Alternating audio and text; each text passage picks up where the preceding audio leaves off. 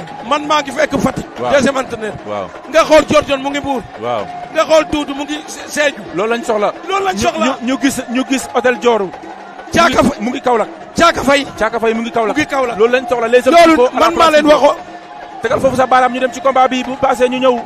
combat baa ngi noonu diggante ndeysaan plus de 100 et diggante CFA Bambougar la. Première demi-finale. CFA Bambougar Kolda. Première demi-finale dans ces catégories de plus de 100 kilos. moom ak El Hadj Ndiaye Kolda Dakar El Hadj Siri Ndiaye Dakar Mohamed Ndong Kolda Mohamed Ndong moo féete ndeyjoor ñu koy woowee CFA Bambougar moom ak El Hadj Ndiaye la El Hadj Ndiaye daa mel ni suuf dugg na si bët bi. waaw noonu la du ñàkk. waaw mais nag di fàttali que ne Adama Diouf tey mu ngi teew en tant que deuxième entraîneur pour la région de Fatick yàlla dogal tey ñu dem final seen diggante ak Thiès war a nekk suba loolu ci kanam faaw ñu waxtaanee ko jafe-jafe yi ñu compétiré jafe-jafe yi ñu ñëwee certes am nañu si jàpp mais xam nañ ne doyul ku si mel ni Dibkor Faye Sérizane Pauline Yara Sinig laal nga fu jar a laal dugal na ci loxoom waaye doyul tey Fatick li mu am ci autorité war nañ mën bu équipe bi di ñëw xoolal Thiès liñ mel Fatick war na mën a am lu mel noonu. jeex na blouson yu rafet.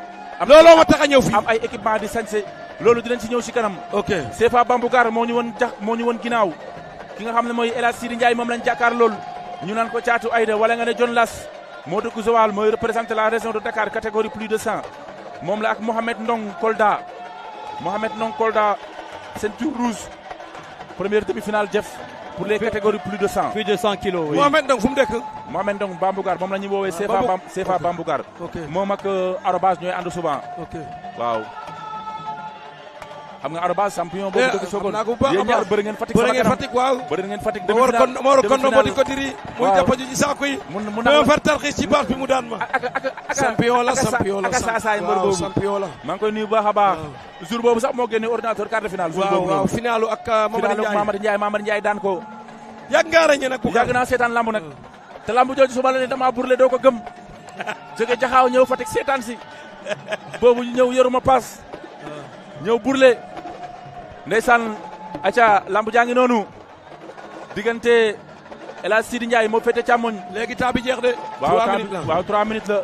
diggante mag CFA. waaye lii dafa mel ni tey aussi jot na mbëri di xam règlement bi wala di mën xëytu bëri yi parce que ku mel ni Adama Diouf mën na bëre ak yow te du jàpp sa ngemb. non xam naa ko. loolu avantage la dafa mel ni tey ci mbër yi. waaw dafa mel ni yéen bu ngeen di def sélection souvent da ngeen di bàyyi xel ci loolu noonu.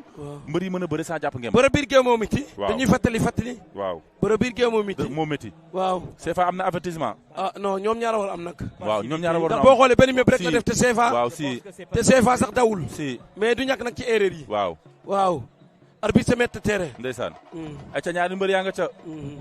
nee naa la tey loolu du yomb. bu forcé nii nag effectivement dafa métti bu kan. waaw dafa métti. bu forcé nii nag daal di ñàkk gis nga boo commencé di forcé. waaw da lay découragé mais bu nekkoon man nii du ma forcé ndax temps bi léegi mu jeex. temps bi léegi mu jeex. waaw da ngay xaar deuxième round. day bëgg a def dara yàkkanti ji ko day bëgg a def dara loolu tax. te El Hadj Ndiaye daa mën a bëre. El Hadj Ndiaye dafa mën a bëre il est technique. CFA Bambougar El Hadj Ndiaye demi-finale la. ku daan da ngay dem final te ku dem final di nga am ndàmpaay malheureusement ku daanu dem final suba di nga mën a rattraper aussi 3e place yi. waaw pour ne pas rentrer bredouille. yàlla day seddale. waaw moo tax ma d'aller chercher la 3e place. bien sûr sur ce podium. di nuyu aussi ki nga xamante ne moom moo di suma xarit Lamine Ndiaye Gueye depuis Port maa ngi koy nuyu bu baax a baax. temps bi jeex na Boucar di ko ñaanal jàmm temps bi jeex na dañuy mi-temps en attendant. di nuyu Abdourahmane Diouf mu ngi ci ligne bi di commentaire Abdourahmane maa ngi lay nuyu Baye moo maa ngi lay bëggee. Amadou Sarr aussi ñu ngi koy bëggee Pascal Ngor Sène. nuyu nga Alain Ngom. Bouré Diouf gars yi na si ligne bi yëpp maa ngi leen di nuyu Alain maa ngi koy nuyu bu baax a baax di ko ziar di ko ñaanal jàmm petit bàyyil sama micro bi ngay coupé. on va profiter te doo ma tàggu. on va profiter justement pour. parce que malheureusement Sitor li muy wax man dégguma ko. pour profiter aussi de remercier ceux qui nous envoient des commentaires. Il faut attendre un peu parce que on dirait que petit a coupé les micros. Compétition. Voilà, merci. Malheureusement, souvent il coupe les micros sans nous aviser. et d'ici, on entend mal Sitor ce qu'il dit. Exactement. Oui. En tout cas, combat baa ngi noonu deuxième demi-finale poids lourd diggante Mamadou Gaskel Diamé digganteem ak ki nga xamante ni moom mooy Sathie Mbaye moom moo doon représenté la région de Louga. ñaar ñu xamante nga noonu ñoom ñaar aussi xamante nañ kii dëkk Palmarin kii dëkk Joal. waaw. ñooy daje ci géej gi ñu war a def demi-finale. di daje fu ne. di daje fu ne di war a def demi-finale. drapeau chef d'État mos nga si dem. dem naa ci Kaffrine. waaw maa ngi demaloon région de Kaolack. waaw. yàlla dogaloon ma ak ñoom Thiaka Faye ak Boy Faye bii ñoo àndoon. ndeysaan. waaw mais man rek yàlla dogaloon ma def ci final nag. ndeysaan individuel bi. waaw individuel dama ñàkkoon final individuel. dëgg la année boobu moom lu ñu dal Kaolack métti woon na trop. ndeysaan ndax dañoo ñàkk par équipe egguñ sax demi final. ndeysaan man daal maa mujjoon yàlla defal ma def ci final. macha allah am ci médaille de bronze. médaille d'argent. waaw médaille d'argent waaw médaille d'argent waaw. acca ñaa ngi mbër yaa nga ca ba léegi. bronze kay bronze. bronze mooy 3e place. non waaw mooy. or mooy première. non mooy final. waaw boo ñàkkee final. waaw xam nga d'argent la ak or. ak or. waaw médaille de bronze nag mooy 3e place. ah wax nga dëgg waaw kon médaille d'argent nga amoon. waaw d'argent la amoon merci. ayca Mamadou Gaskel Jammeh Sathie Mbaye avertissement Matar mooy arbitré combat bi Sathie Mbaye am na avertissement Gaskel aussi am na avertissement. acca ñaari mbër yaa nga ca ba léegi diggante El Hadj Ndiaye Zawal ndeysaan rakk la ci Habib Ndiaye depuis Zawal ñu koy nuyu bu baax grand Habib Sefa jël na tàgg ba El Hadj bañ na Sefa jël na ko El Hadj bañ na Sefa jël na ko da koy génne nañ saaku yi effectivement 1-1 waaw 1-1 c'est intelligent de sa part. Exactement, de le faire sortir bien sûr. pour le forcer à prendre un avertissement. Ça relance le combat. Bien sûr, ça relance le combat. Ils vont partir. Qui sait que Moussa Sarr moo dem final moo finalu. Maintenant, ils partent à chasse égale. Sefa Bambougar El Hadj Ndiaye Zawal. waaye nee naa la diggante Mamadou Gaskel Jammeh ak ki nga xamante ni moom mooy Sathie Mbaye ñu gën ko xam ci Moussa Fall mooy représentant de la région de Louga. Catégorie plus de 100. Animation Faye Mbodj Maodo Faye le gaucher magique. C'est toujours un réel plaisir de partager le plateau avec mon ami et frère Jeff. Merci à toi justement. Merci à toi de me qui est un très grand connaisseur des sports de combat. Ah mais c'est toi qui me fais découvrir la lutte sans frappe justement. On est parti du kickboxing, boxe anglaise, MMA, Muay Thai, toutes les disciplines martiales existant au monde. Mais là, grâce à toi, on découvre la lutte sans frappe.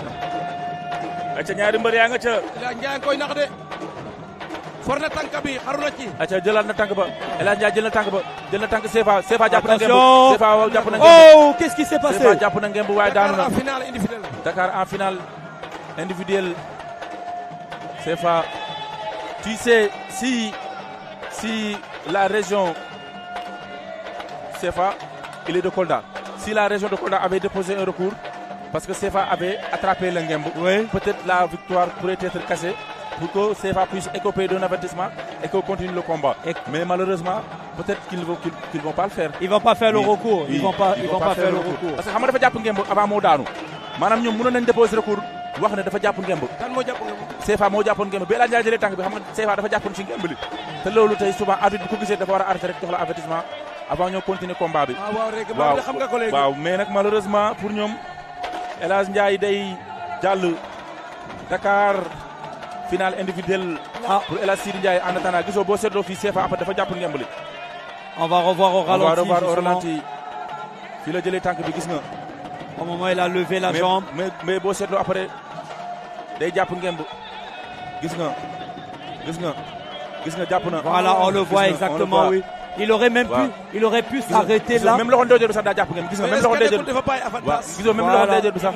Il aurait même pu s'arrêter à cette action et déclarer qu'il m'a saisi le game. Bien sûr. Voilà. Ay ca combat baa ngi noonu diggante. C'est la dernière demi-finale. La dernière demi-finale catégorie plus de 100 Mamadou Gaskel Jammeh Moussa Fall plus connu sous le nom de Sathie Mbaye il nous vient de Joal il représente la région de Louga catégorie plus de 100 ay ca ñaari mbër yi ña nga ca di nuyu Thierno Sylla maire de Diakhao moom tam xam nga rek nuyu Tamsir Faye nuyu naa ko sànq Ndeye Khady Ana Diatta di nuyu Alain Ngom sama waa ji sa patron Mamadou Touré Ndeye Khady Ana Diatta contre Fatou Bintou Koli